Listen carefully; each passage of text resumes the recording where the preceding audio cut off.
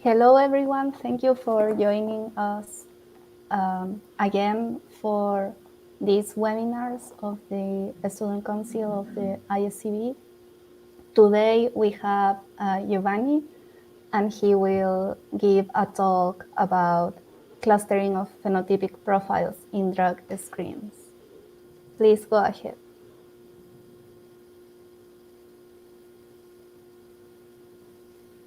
Please start. Okay, thank you, and welcome everybody. I'm Giovanni Visona. I am a PhD at the Max Planck Institute for Intelligent Systems in Tübingen, and I'm also a part of the Machine Learning Frontiers in Precision Medicine Network, supervised by Gabriele Schweiker and Bernhard Scholdhoff. Today, I will tell you a bit about my project on clustering of phenotypic profiles in drug screens. So more specifically, I will tell you a bit about the type of data I'm interested in, that is high throughput imaging, a little bit about machine learning and how it can help us, a bit about the chemical genetic interactions, which is what I'm trying to find for now with this data set, and then I will give you a specific example of my work on a data set that I'm analyzing. So high throughput screening is an incredible technology. With the advent of automation of drug screens, there has been the possibility to screen thousands of compounds with many different cell lines. And this allows us to capture different channels of information. So we can capture phenotypic information, genotypic information, epigenomics, transcriptomics, and so on, and it's incredibly promising for the development of precision medicine approaches. A variant of high-throughput screening is high-throughput imaging, which includes in the process also the acquisition of microscopy images.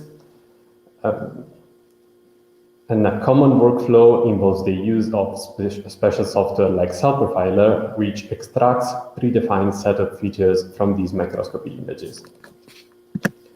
So the questions that we might want to ask are, how can we fully exploit this huge amount of data that we're generating? How can we combine the different sources of data, so the genomic sequencing and the phenotypic features, for example? How do we extract useful knowledge from the patterns that we observe in the data? And more relevant, perhaps, is how can we use data to understand the biology of the cells? Specifically, in my case, the interest is for cancerous cells. So there are many methods to try to tackle these challenges, but the one I want to tell you about is machine learning, which is a very broad term to capture all those procedures and algorithms that learn from the data, that automated inductive learning.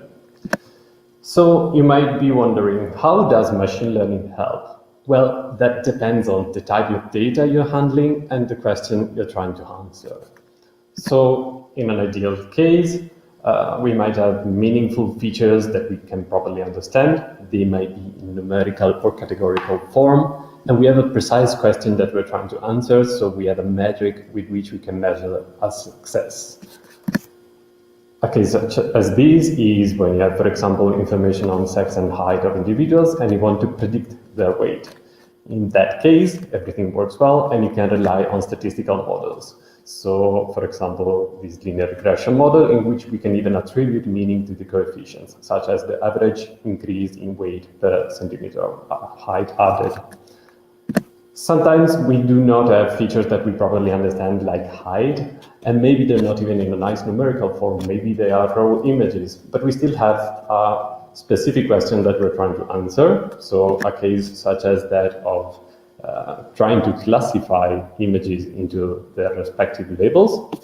So in this case, we have a raw data, which is imaging data. And we can rely on models such as supervised deep learning models. So a classical example is convolutional neural networks, which have achieved impressive success in this field.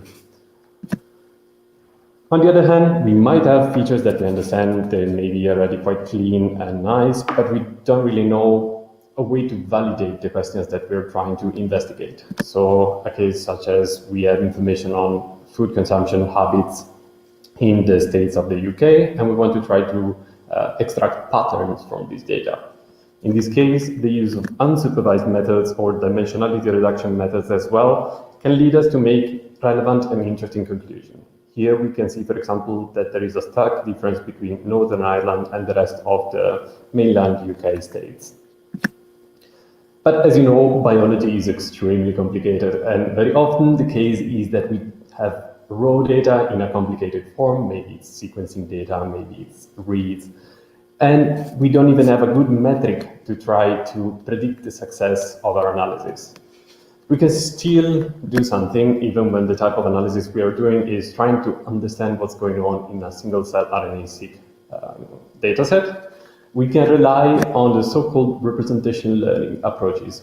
These are machine learning models in which we try to learn meaningful embeddings from the raw data that capture some form of semantic or qualitative information from the data.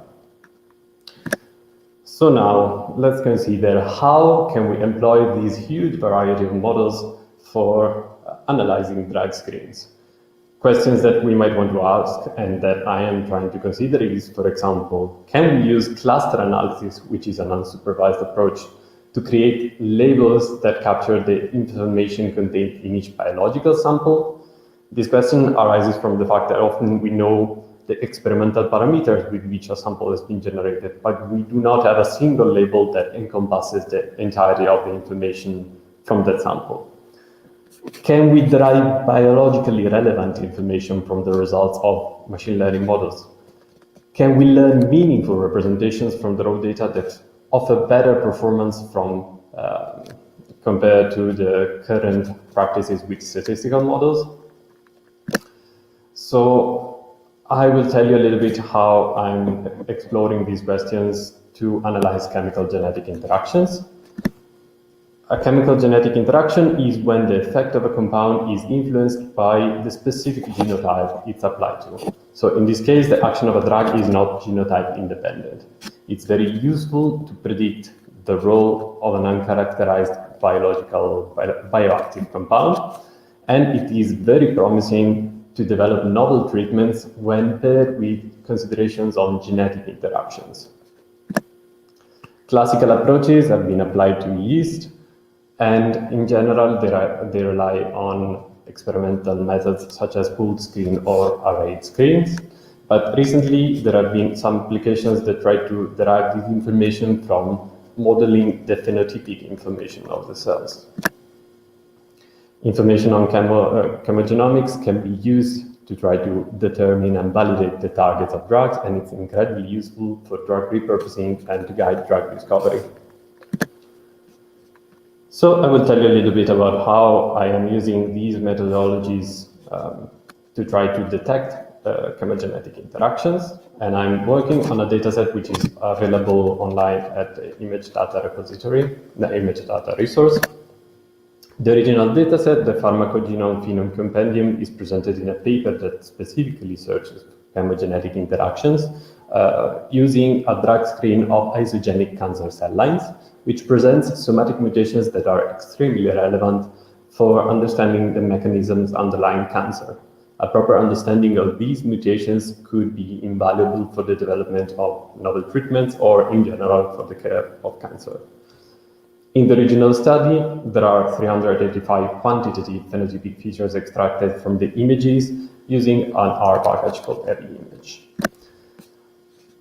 The authors derive chemogenetic interactions by fitting a predictive model that tries to determine the features as additive contributions from both the gene, this GI term, and the drug, this DI term. They measure the residuals that come up after this analysis, and when a large deviation from this additive behavior is found, that is considered an interaction. So as a result, they manage to discover novel chemogenetic interactions. They extrapolate them to drug-drug interactions, and they manage it to apply to compound characterization through similarity clustering. The research question that I'm asking is, each sample in this dataset can be labeled separately by the somatic mutations and the drug it's exposed to, but there is no single label that encompasses the combination of these two factors. Can we use clustering to create these labels and use these labels to retrieve chemogenetic interactions? Can we make these kind of analysis more robust to the natural variability of cell phenotypes? So in a cell culture, there is going to be a natural variability in the values of the phenotypic features just because cells are not one size fits all. So we hope to make this model quite a bit more robust in that respect. Why are we asking these questions? Well, the fact is that when projecting these phenotypic features in a lower dimensional space, for example, using principal component analysis, we can already observe a very interesting pattern forming. So there is a lot of structure in this data space, which is mostly driven by the genotype. You can see here in the image on the right, color-coded plot of the PCA projection, where the color coding corresponds to the somatic mutations. So this is already quite interesting, but using some other dimensionality reduction methods, and I'm specifically focusing on UMAP, we can find even more interesting patterns. Now the question is, are these patterns meaningful, or are they just an artifact of the type of projection we are applying? Well, we can already see, if we explore the images of the samples related to each point in this dataset, that the clusters tend to encompass a global, higher level phenotypic class. So we are putting together images that share a lot from the phenotypic point of view. So this is already quite interesting. To analyze it further, what I did was apply a clustering algorithm. So in this case, I'm relying on HDB-scan to color code and assign a cluster label to each sample. We can then use these labels to try to infer meaningful patterns from the data. So here on the right, I'm showing a heat map of the cluster assignment labels, and we can try to see if there are interesting things that happen here. For example, we can notice that the first few rows are mostly consistent. So the columns correspond to the somatic mutations and the rows correspond to the drugs. And we see that the cluster assignment is quite consistent in this case, which tells us that in these specific samples, the genotype is the primary driver of this pattern that presents itself in the data. That's not very interesting because it tells us that the action of these drugs is not sufficient to alter the phenotype to the point that it's moved to another cluster in this data space. In other situations, we see that across a row, such as this almost completely red row in the top part of the matrix, the drug itself is what determines the assignment to a cluster. So the action of drug is so strong that it overrides the phenotype of the original cell line without regard for the genotype. But in certain situations, we see patterns that deviate from these regularity, and those are the cases that are quite interesting. When only specific combinations of drugs and mutations lead to a different cluster, that is possibly a genetic interaction that needs to be analyzed further. We can also try to use this clustering pattern to explain the structure of the data space. So we can try, for example, to compare the differentiating features between the clusters and see that in this specific example that I'm showing on the right, these two clusters differ mostly in features that are related to the shape of the cell. So we can even try to understand the phenotypic factors that drive these clustering patterns. In my case, for the detection of chemogenomic interactions, I am relying on these type of models. So the mutation and the drug determine the phenotypic feature, which in turn determine the label that is assigned through cluster analysis. Modeling these as a probability mass function over cluster assignment allows me to detect anomalies, so samples that should have a very low probability of ending up in the cluster they show up in, but they do so regardless. Those are samples that I consider interesting. As primary results, I can see already that this methodology recovers a lot of interactions that have been previously described, which is quite promising, and it is quite robust compared to variability because these overarching phenotypes that are represented by the cluster labels capture a lot of these natural variability. So we see that we do recover successfully quite a few chemogenetic interactions that were previously described. And it does recover fewer interactions than the original model I am comparing it to, but optimistically, that is possibly due to this robustness to natural variability, which reduces the number of spurious correlations that we may find. There is the possibility that it's also not as good at this specific task, so that requires further analysis. But the use of the algorithms that I'm relying on, such as UMAP, can actually be leveraged to control the false discovery rate of these chemogenetic interactions. So this is just the preliminary part of my project right now. There are quite a few steps that I wish to undertake next. So first of all, of course, I want to systematically validate all these chemogenetic interactions that my methodology predicts, so that we require a proper comparison with the literature, a proper comparison with previous methodologies, although that is, of course, always hard because extensive validation would require experimental work. Integration of external databases would also be a very promising direction to follow. So, for example, chemical information on the drugs, such as the Campbell database, or information on the somatic mutations themselves. Finally, what I would be also very interested in is refining this model and applying it to features that have been extracted through the use of deep learning models. So, for example, through the use of CNNs, we can extract the meaningful representations from the images, and we can try to apply this method to that representation as well. So these are the next steps that I wish to undertake. And if you have any questions on my project, they are more than welcome. And thank you for your attention.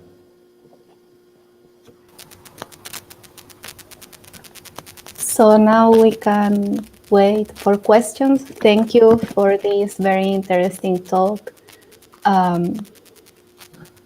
While we wait for questions, I want to invite everyone listening to follow us on Facebook and Twitter so they can learn about next talks and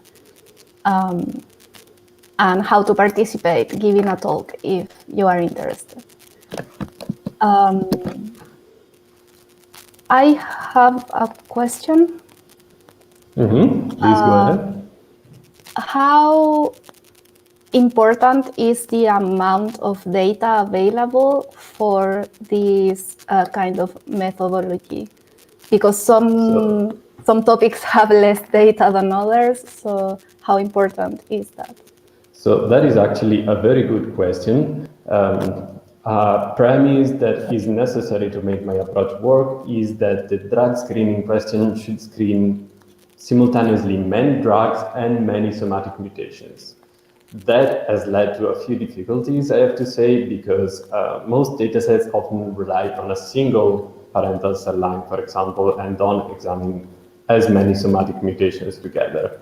But that, reduces the efficacy of the method that I'm using. So to answer your question, it's quite important to have the right type of data. And of course, if these were to be applied using machine learning models, using deep learning in particular, well, that will require a lot of data because, for example, convolutional neural networks require a huge amount of images or data to be properly trained.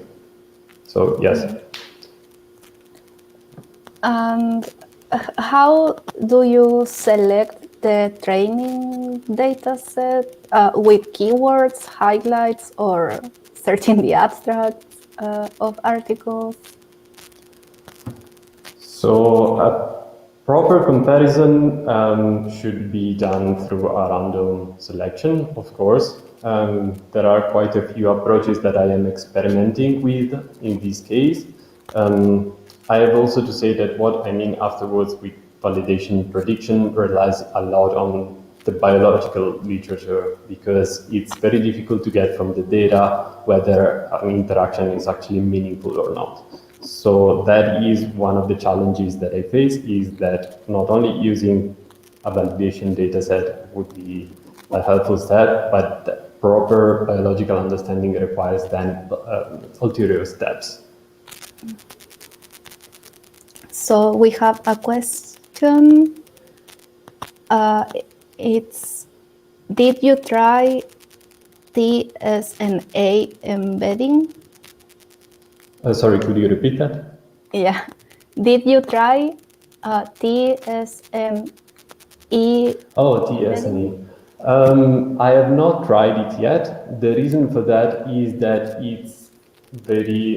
it's not as computationally efficient as UMAP for large amounts of data. So for now, I was using UMAP for the development of this method. In general, there's no real reason why it has to be UMAP. It's just that interesting pattern emerged when using that specific algorithm. But yes, also experimentation with different types of lower dimensionality projections is one of the developments that I want to test.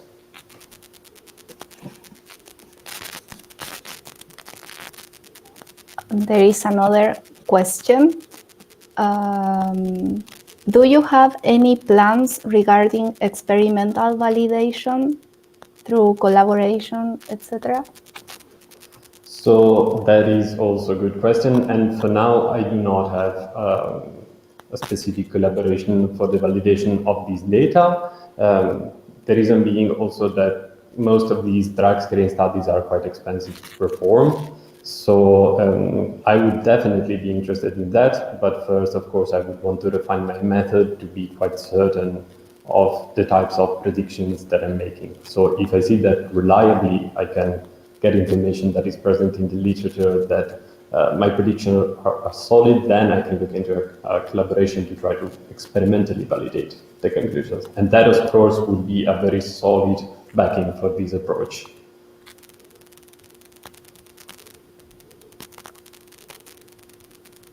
So I don't see any more questions. Thank you so much again for this talk. Thank you for having me, and thank you everybody for listening. Well, goodbye. Bye. Thank you.